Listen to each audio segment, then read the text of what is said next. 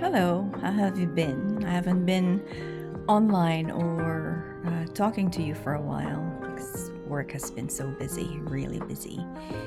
But I was able to catch up with some friends living in other cities and close family members also living in other countries. And the topic that was most prominent in our conversation was about finding work, you know with everything that's happening, with the job market saturated, with a lot of unemployed people. It's basically the employer's market if we can compare it to the property market, wherein whether or not it's a seller or buyer's market, this time I think it's the employer's market. They can just choose whoever they want. So, how do we go about applying for work?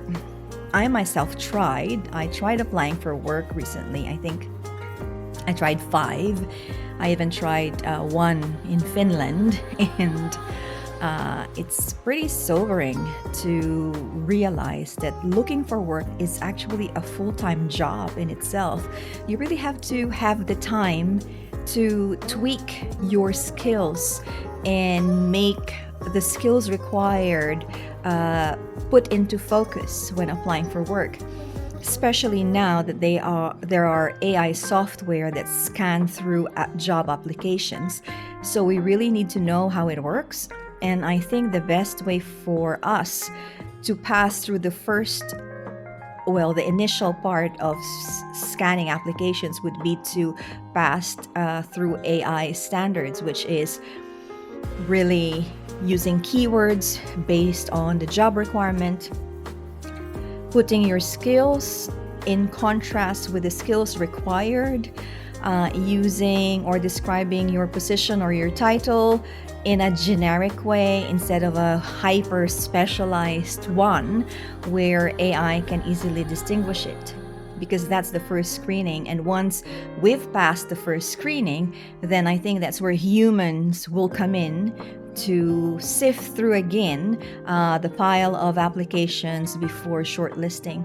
And it's really a tough market. Close family members have been looking for work, and it's not just about the job market, but it's if you're living in another country, it's also the sponsorship.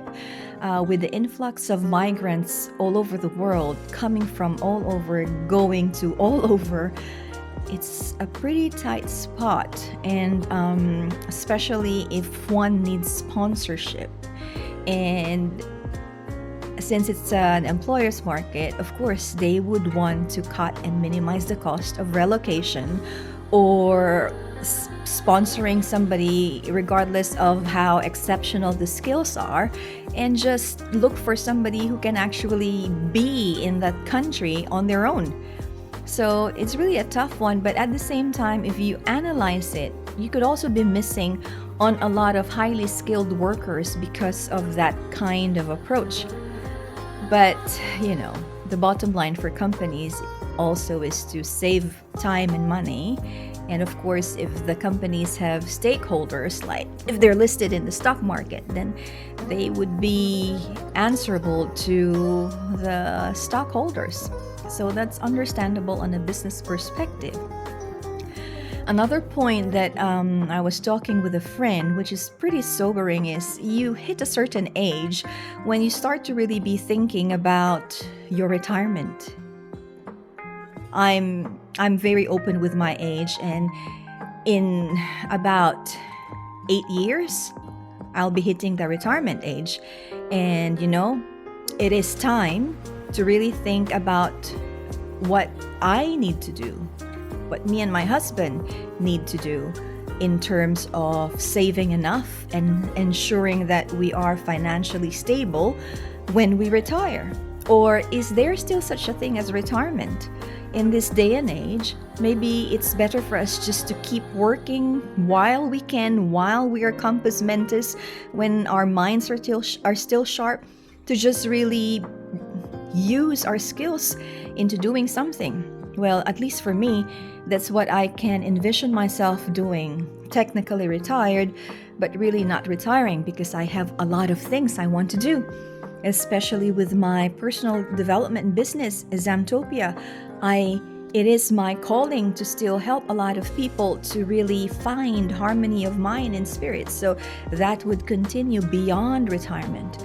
But that's not the main problem and priority, right? Because once the income diminishes, but the expenses never diminish, and in contrast, keeps getting more and more expensive. We're talking about rates, insurance, health insurance, home insurance, property insurance, utilities, electricity, grocery, food, medication, maintenance, medicine.